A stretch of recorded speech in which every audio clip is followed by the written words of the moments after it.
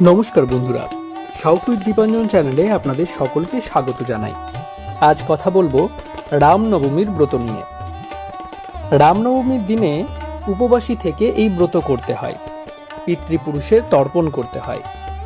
দশমীর দিন ব্রাহ্মণ ভোজন করিয়ে ব্রত কথা শুনে পালন করতে হয়।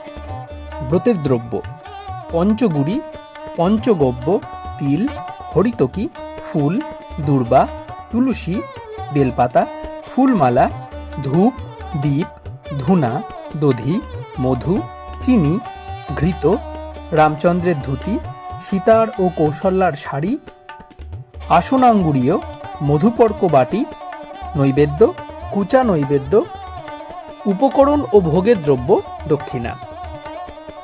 ব্রতকথা: অযোধ্যার রাজা দশরথের পুত্র না হওয়ায় খুব দুঃখে ছিলেন।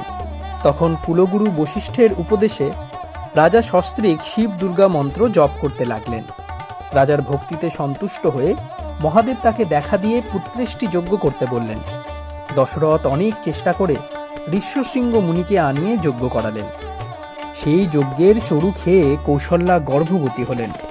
তারপর চৈত্র মাসের শুক্লপক্ষের নবমী তিথিতে পূর্ণবসু নক্ষত্র উদয়কালে শুভ যোগে শুভ লগ্নে ভগবান নারায়ণ রামচন্দ্র রূপে কৌশল্যার গর্ভ থেকে ভূমিষ্ঠ হলেন।